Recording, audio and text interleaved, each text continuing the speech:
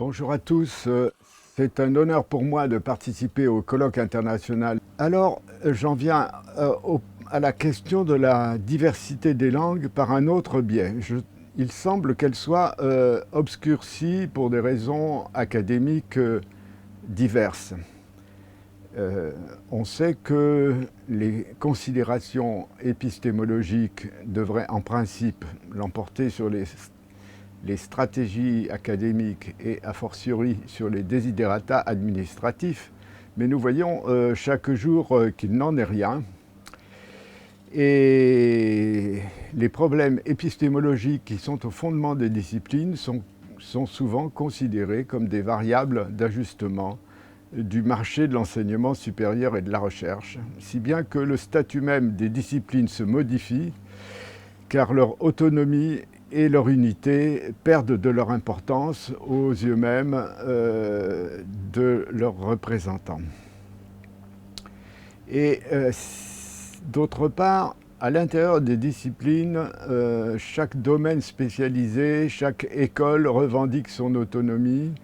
La discipline devient difficile à saisir et à enseigner en raison d'une sorte de déficit épistémologique croissant, d'où une restriction d'horizon qui affecte la transmission même des bases de la linguistique historique et comparée, dont l'objet est précisément la diversité des langues. Bref, nous avons à promouvoir non seulement une interdisciplinarité externe, mais une sorte d'interdisciplinarité interne qui permettent d'avoir une vue plus claire de la situation et des perspectives de chaque discipline, la linguistique en premier lieu. Alors, j'examinerai successivement ces formes d'interdisciplinarité. D'abord, l'interdisciplinarité interne. Comme vous savez, la grammaire est une des disciplines les plus anciennes. Elle se forme à l'époque hellénistique, alors que la linguistique compte parmi les disciplines les plus récentes, à peine 2 siècles, alors que tout l'enseignement de la grammaire était centré sur le grec puis sur le latin. Il a fallu attendre la Renaissance pour que des grammaires des langues vulgaires, dites vulgaires, soient élaborées. Et c'est finalement en 1492 que Nebrija publie la première grammaire en langue vulgaire d'une langue vulgaire. Et en fait, la diversité des langues n'est devenue un objet scientifique qu'à la fin du XVIIIe siècle, avec des auteurs comme Humboldt, Rask, Wilhelm von Humboldt, Rasmus Rask, et ils ouvrent un champ de connaissances nouveau, chacune des langues étant définie par rapport aux autres, et chacune décrite dans ses variations diachroniques, diatopiques, etc. Or, la formation de la linguistique à ce moment-là pourvoit à la grammaire d'un fondement épistémologique qui lui manquait jusqu'alors et que les diverses spéculations philosophiques sur le langage n'avaient pu lui assurer. Et la nouvelle discipline qui aura ensuite une grande importance dans la formation de ce nouveau continent qu'on peut appeler les sciences de la culture, se caractérise par sa méthodologie historique et comparative qui va servir de modèle à des disciplines voisines comme les études de mythologie. Et cette méthode, qu'on a appelée plus tard le structuralisme, n'a aucunement démérité, comme en témoignent plus près de nous les œuvres de Marcel Mauss, de Claude Lévi-Strauss, de Carlo Ginzburg, de Georges Dumézil. Mais ce champ d'objectivité constitué par la diversité des langues se voit négligé. Il y a une sorte de restriction grammaticale qui fait bon ménage avec la dispersion de la discipline.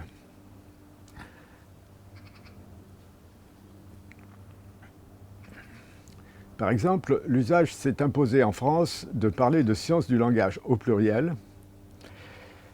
Un faux naïf serait en droit de demander l'inventaire de ces sciences. Bien entendu, un pluriel peut se vouloir tout à fait inclusif, mais n'oublions pas ce que formulait Bourdieu dans Ce que parler veut dire, comme le langage est une chose sociale, c'est à la sociologie d'en traiter. Soit.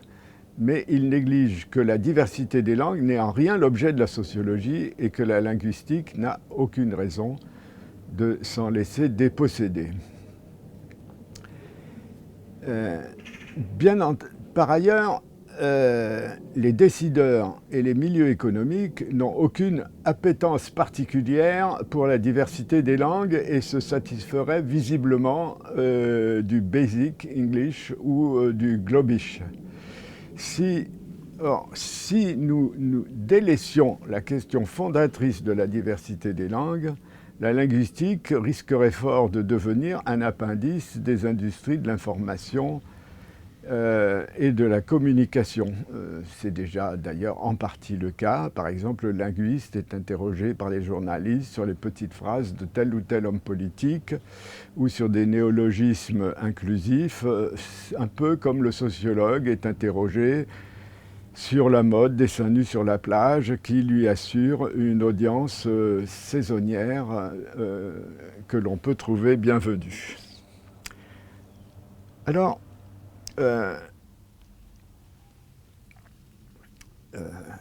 comment transmettre et étendre la problématique de la linguistique comparative. Il y a eu des ruptures antagoniques qui font que dans certaines écoles linguistiques, comme celle de Chomsky, la diversité des langues n'était plus considérée que comme un épiphénomène sans pertinence qui relève tout au plus d'un réglage de paramètres au cours du développement d'un organe mental. Et par ailleurs, avec le développement des recherches cognitives, la tradition grammaticale s'est vue confortée dans le dualisme entre langage et pensée. Ce dualisme avait été pourtant abandonné depuis l'époque de Humboldt.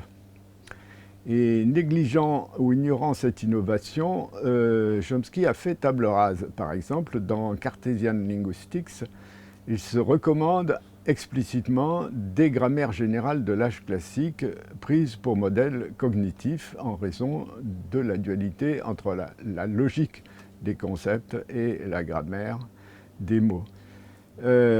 C'est ainsi faire retour avant la formation de la linguistique et en annuler le programme. À la même époque, d'ailleurs, alors que le structuralisme était reconnu comme la méthodologie propre à la linguistique comparée, Chomsky condamne d'emblée le structuralisme, d'ailleurs le structuralisme américain, qui se limitait à une sorte de distributionnalisme fort éloigné du structuralisme sémiotique qui se développait en Europe centrale dans l'entre-deux-guerres. Vous savez aussi qu'à la fin des années 1960, Derrida et d'autres penseurs de la déconstruction se sont attaqués à la linguistique dans la personne de Saussure par une critique tout à fait antiscientifique du cours de linguistique générale de Saussure, sans tenir compte d'ailleurs d'autres éléments. Et donc la condamnation du structuralisme a servi aussi à la délégitimation de l'ensemble des sciences humaines. Alors, les conséquences de ces deux coups de force, le coup de force formel et le coup de force déconstructif, ont été très importantes parce qu'elles ont touché le statut sémiotique des langues et ont eu un impact majeur sur la linguistique, le développement de la linguistique jusqu'à nos jours. Il y a eu différentes formes, dans ce cas-là, de l'oubli du projet fondateur de la linguistique comparée. Au lieu d'élaborer une philosophie de la linguistique, pourtant réfléchie par des auteurs comme Cassirer, Sapir, Buller ou Cosseriou, on a cherché l'inspiration dans la philosophie du langage, alors même que la philosophie contemporaine du langage reste sans lien déterminé avec la linguistique. Wittgenstein, Austin ou Searle ne citent jamais aucun linguiste et ne tiennent aucun compte des recherches linguistiques contemporaines. Largement favorisée par les tutelles, cette évolution a conduit la linguistique à se rattacher pour l'essentiel au domaine de la communication, comme si toutes les langues se réduisaient à des instruments de communication. Le paradoxe est d'autant plus grand que la diversité des langues est maintenant considérée comme un obstacle à la communication. Or, on ne souligne pas que la diversité des langues est dérivée de leur statut sémiotique particulier. Il serait vain ici d'énumérer, comme l'a fait Jacobson jadis, des fonctions du langage, car toute pratique sociale peut en découvrir et en instituer de nouvelles. Chaque fois qu'apparaît un nouveau genre textuel, on peut dire que le langage trouve une nouvelle fonction. En bref, les fonctions ne sont que des usages dominants à tester, mais leur énumération reste normative. Ce qui est bizarre, c'est que Jacobson confond la notion de système et la notion de code. Et en fait, les langues ne sont pas des codes. Et si on les considère comme des codes et non pas comme des systèmes d'ailleurs complexes, la question de leur diversité et de leur complexité n'est plus saisissable. Vous savez que les langages formels sont des codes. Le code Morse est un peu oublié, mais le plus connu reste le code informatique. Et les codes sont conformes à des règles de formation et d'institution. Les signaux d'un code sont définis à tout moment par leur nombre et leur référent, que ce soit des objets ou des actions déterminées. Les codes sont explicites ou explicitables, sans histoire interne propre. Ils n'évoluent que par des décisions successives. Et ils sont aussi universels, ou du moins universalisable. Et donc ce modèle du code est particulièrement séduisant parce qu'il est particulièrement simple, voire simpliste. Tandis que les langues ont beau être des créations humaines, elles évoluent et se différencient de façon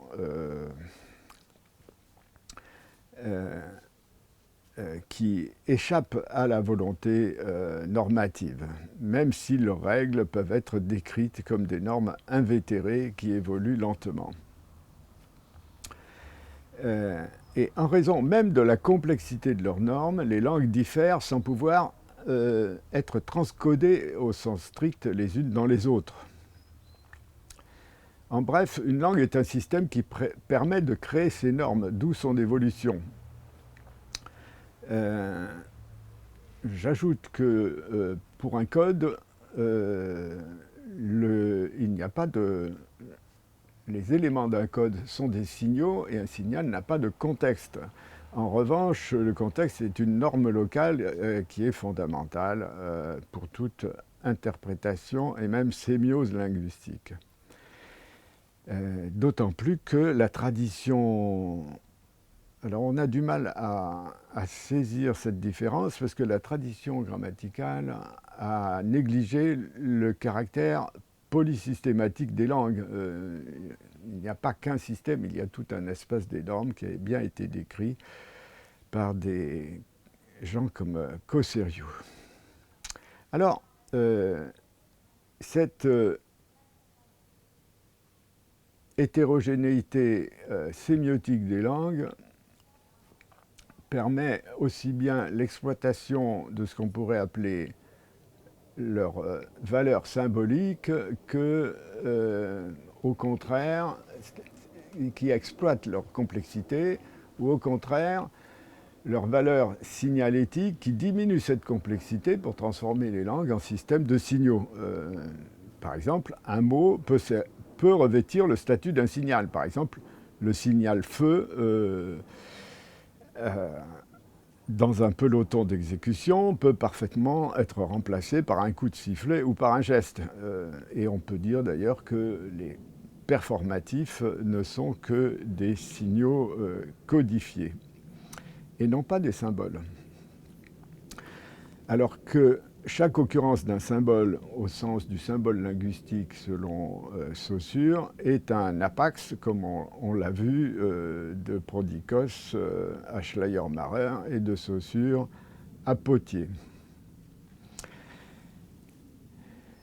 Ainsi, une unité documentaire peut revêtir différents régimes sémiotiques selon les systèmes et les situations. On le voit par exemple pour la distinction entre usage et mention qui est déjà bien décrite par saint Augustin.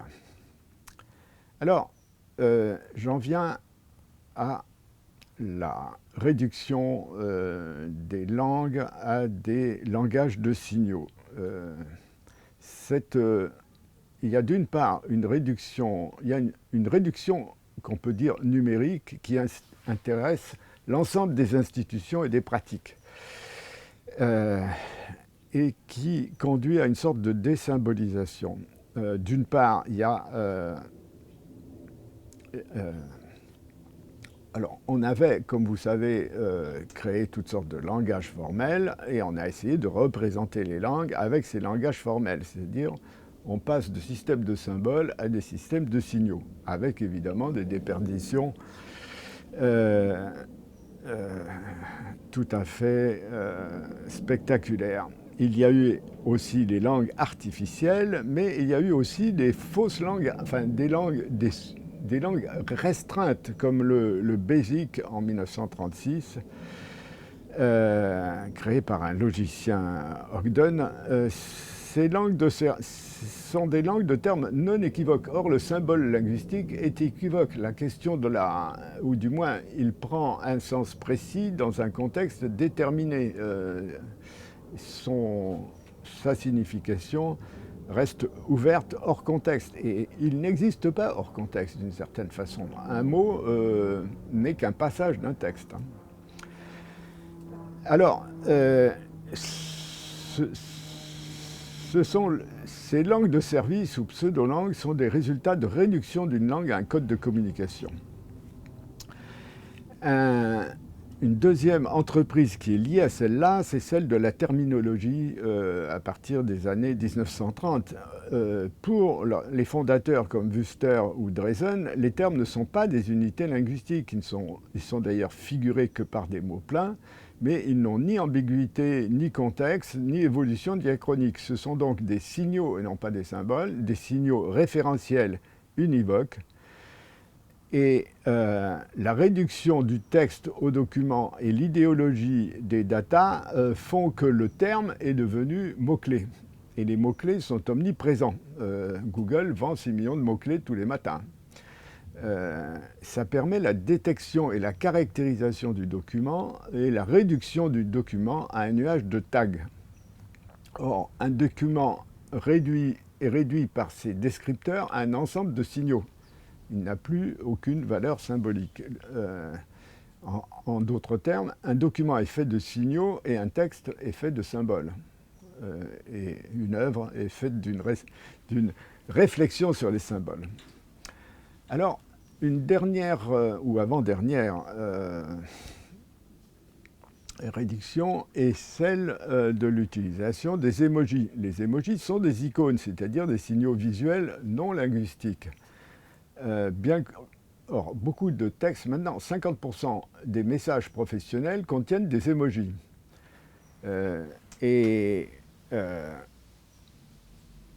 ce sont des signaux synthétiques comme des termes qui sont indépendants du contexte. Enfin, il y a une réduction de la textualité. Vous savez que le texte est un palier de complexité majeur, si bien que le texte est l'unité fondamentale de l'analyse linguistique.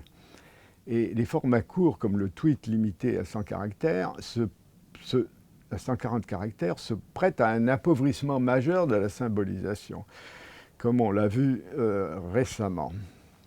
Et d'autres raccourcissements se dessinent un peu partout. Par exemple, tous les éditeurs refusent les manuscrits de plus de 50 000 caractères, 500 000 caractères, et ouvrent des collections entre 50 000 et 100 000.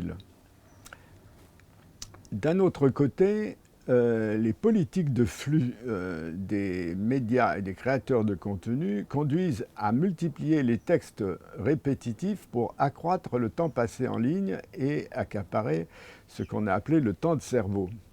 Et ce qui fait que